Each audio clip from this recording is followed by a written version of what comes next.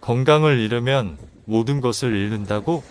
나는 부자가 되고 싶어 하는 사람들에게 일과 관련된 공부를 할 때는 피를 토하는 자세로 하라고 한다. 특히 30대 중반 이전에는 적어도 이 3년 동안은 그렇게 살아야 한다고 말한다. 물론 더 빠른 나이에 이런 기간이 길수록 좋다. 길거리에서 허비하는 시간이 없어야 하므로 최대한 일터나 학교에 가깝게 살면서 시간을 아끼고 밥을 많이 먹으면 졸려서 책을 제대로 읽지 못하므로 밥을 굶거나 조금만 먹어야 한다. 내가 밥을 굶으라고 하는 것은 실제로 쫄쫄 굶으라는 뜻이 아니라 밥 대신 다른 것을 간단히 먹으라는 뜻이다. 시간을 철저하게 아끼려면 라면 하나를 끓여 먹는 시간도 아껴야 하므로 그냥 씹어 먹으라고까지 말한다. 너무하다고 느끼나? 실제로 나는 5에서 6개월을 아침은 안 먹고 점심은 미리 삶아놓은 계란 2개 혹은 라면 부스럭이나 찬밥 물에 말아먹기, 저녁밥은 작은 공기 하나 정도로 때운 적이 있다. 지금도 나는 아침을 전혀 먹지 않으며 오후에 식곤증을 없애고자 점심을 밥만 먹을 때가 많다. 내가 그렇게 말을 하면 사람들이 꼭 하는 말이 있다. 그러다가 건강을 해치면 모든 것을 잃는다고 말이다. 자기도 그렇게 해왔었는데 위장병만 생기는 바람에 아직도 고생한다는 말도 하고 책상에 오래 앉아있다 보니 요통만 생겼다고 하기도 하며 돈을 잃으면 조금 잃은 것이요. 명예를 잃으면 많이 잃은 것이다. 그러나 건강을 잃으면 전부를 잃은 것이다. 라고 강조하면서 역시 건강이 최고라고 말한다. 정말? 그렇다면 건강 걱정하면서 그렇게 계속 튼튼하게 살아라. 81년부터 90년까지 10년간 언론에 게재된 자살 기사 총 411건을 분석한 논문에 따르면 자살 동기는 경제적 가난이 86건으로 가장 많았고 다음으로 정서적 갈등이 79건, 부부 갈등이 66건, 학업 문제가 24건 등의 순이었다. 또 자살의 심리적 원인은 절망 및 고독감이 117건, 열등감이 52건, 갈등 상황 도피가 47건의 순으로 조사됐다. 연령층별 자살률은 20대가 가장 높고 다음으로 30대, 10대의 순으로 나타났으며 남자가 여자보다 2배가량 많았다. 그로부터 10여 년이 지난 뒤 통계청이 내놓은 99년 한국인의 사망 원인 분석에서도 자살자는 10에서 30대에 집중되는 현상을 보였고 그들 세대에서 자살은 교통사고 다음에 최대 사망 원인으로 나타났다. 즉, 자살자들은 젊고 싱싱하고 건강한 10대에서 30대 중에서 가장 많이 나오며 건강 상실이 동기가 되어 자살하는 사람은 많지 않음을 알 수 있다. 이거 좀 이상하지 않은가? 흔히 사람들은 건강을 잃으면 모든 것을 잃는다고 하고 모든 것을 잃었다면 당연히 절망하여 자살할 것 같은데 그런 이유로 인해 자살하는 사람들보다는 건강하고 탱탱한 몸을 갖고 있음에도 살고 싶어 하지 않는 사람들이 대다수라는 사실 말이다. 건강하면 모든 것을 다 가지고 있는 것이나 다름없는데도 왜들 그렇게 죽으려고 하는 것일까? 몸이 건강하다고 해서 모든 것을 다 갖게 되어 고민 끝, 절망 끝, 행복 시작이 되는 것은 아니기 때문 아닌가. 어느 독자에게 프로 과외 선생이 되는 쪽으로 삶의 방향 전환을 권유했던 적이 있다. 그때 일을 어떻게 하는지 방법론을 구체적으로 알려주면서 빠지지 않은 사항이 있는데 농땡이 치지 말고 학생을 손님으로 여기면서 하루 종일 가르치는 것과 관련된 일, 즉 교재를 준비하는 일과 가르치는 일에만 미친 듯 몰두하라는 것이었다. 일요일이건 공휴일이건 간에 쉬지 말라고 했다. 그가 내 지시대로 몇 개월을 하다가 일주일에 하루 정도는 쉬고 싶다고 하였을 때 내가 한 말은 넘살 떨고 있네. 아직도 정신을 차리지 못했다였다. 1년 정도 지나 피곤함에 쓰러져 며칠 동안 병원에 있었다는 메일을 받았을 때 내가 한 말은 당장 종합 비타민을 2알씩 먹으라였다. 돈도 좋지만 건강을 잃으면 모든 것을 잃지 않느냐는 그의 말에 내가 한 말은 이랬다. 그 잘난 건강을 가지고 있었을 때 너는 당장 죽고 싶은 마음뿐이었지 않은가. 자살하는 사람들 중 99%는 건강한 몸을 갖고 있으면서도 스스로 목숨을 끊는다. 그러니 개소리 말고 밥이나 철저하게 제때 찾아 먹어라. 차가운 샌드위치라도 제때 먹기만 하면 죽지는 않는다. 내가 그에게 한 달에 하루는 푹 쉬어도 좋다고 한 시기는 그의 예금액이 2억 원을 넘어가기 시작했을 때였는데 메일을 주고받은 지 2년이 채 안 된 시기였다. 세계보건기구는 건강을 신체적으로 병이 없는 상태이면서 정신적, 사회적으로도 안녕인 상태라고 정의한다. 몸 건강한 노숙자는 정신적, 사회적으로 안녕한 상태는 아니므로 건강한 사람이라고 할 수 없다. 그저 몸 하나 튼튼하다고 건강한 것은 아니라는 말이다. 정신적, 사회적으로 안녕한 상태가 아니면 육체적 건강은 위협을 받는다. 핀란드의 투르크시 직업병 전문연구소가 조사한 바에 의하면 경기가 침체 국면에 있을 경우 근로자들은 더 많은 질병을 앓게 되는데 고용불안과 일터에서의 분위기 변화 등으로 불안감이 생기기 때문이라고 하며 실제로 실직하게 되면 사망률마저 높아진다고 한다. 이에 덧붙여 핀란드 헬싱키 대학의 연구팀은 250만 명을 대상으로 조사한 결과 실업률이 낮을 때 실직하면 사망하기 쉬우나 실업률이 높을 때는 그럴 가능성이 작아진다는 것도 발견하였다.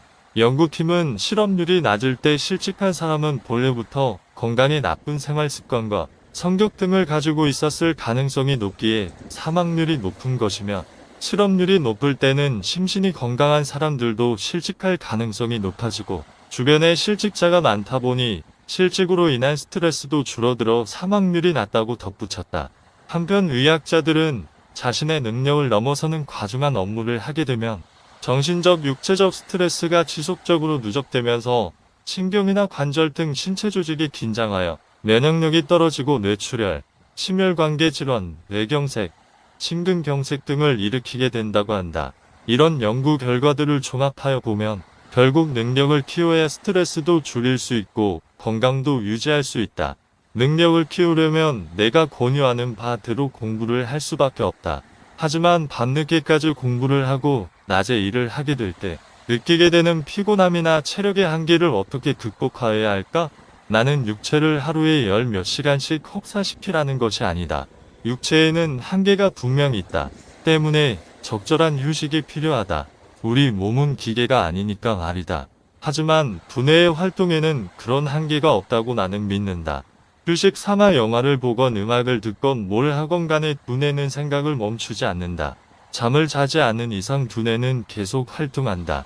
심지어 잠을 자는 동안에도 눈동자가 움직이고 뇌파에 변화가 있는 것을 보면 두뇌는 수면 중에도 완전히 쉬고 있는 것은 아닌 듯 싶다.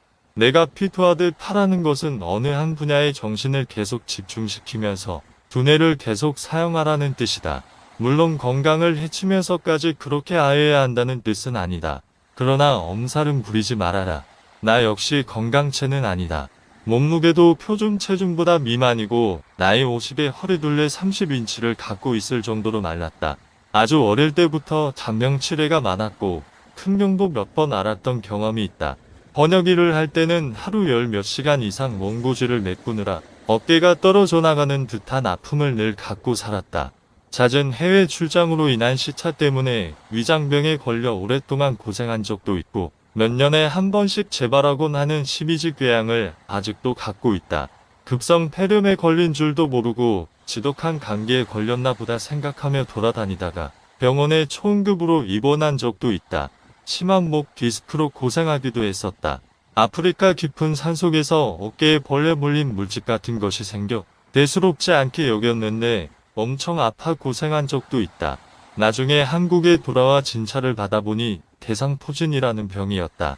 게다가 뭔가를 만드는 것을 좋아하는 취미가 있다 보니 파편이 눈에 들어가는 바람에 거의 실명, 위기 직전까지 간 적도 있다.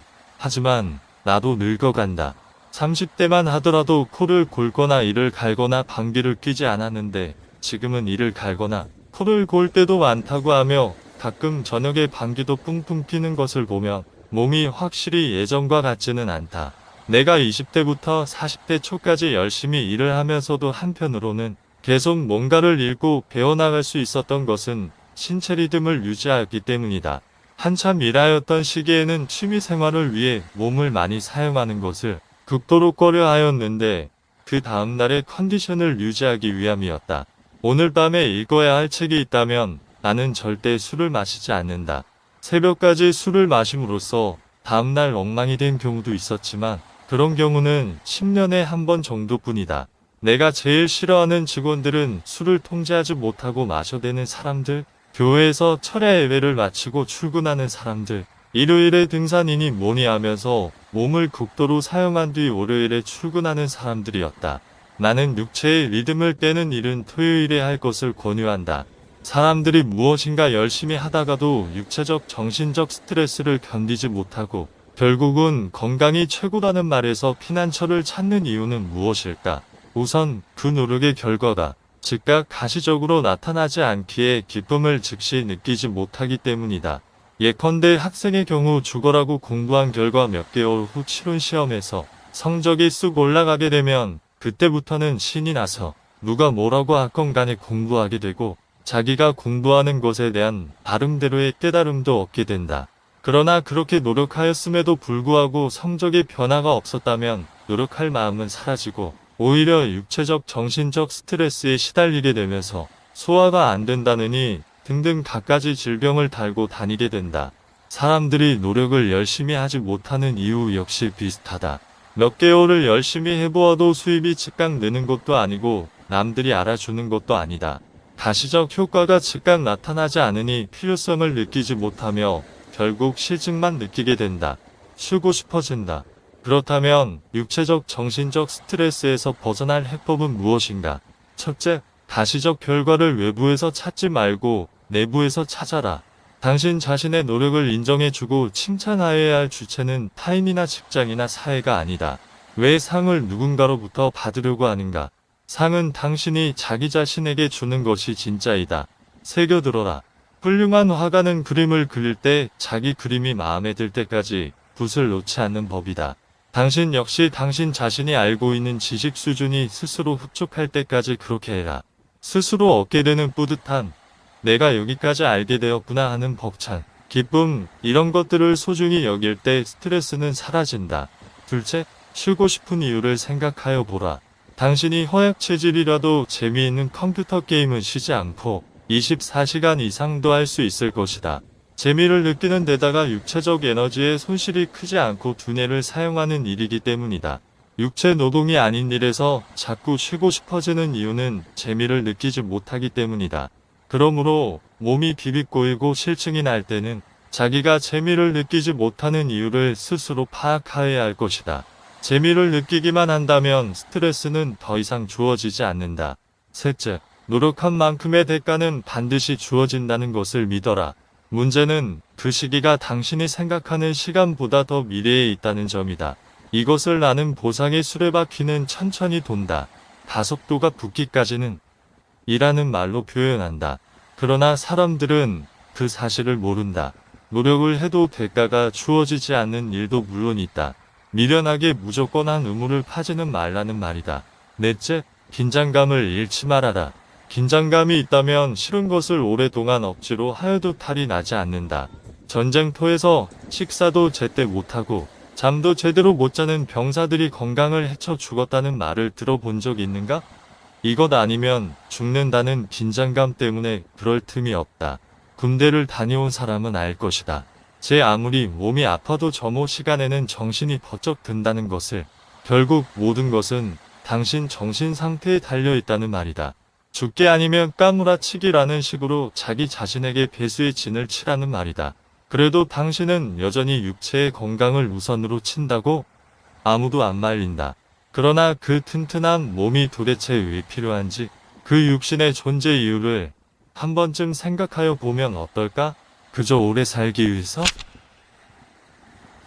이상 돈독이었습니다. 도움이 되셨다면 구독과 좋아요 부탁드립니다.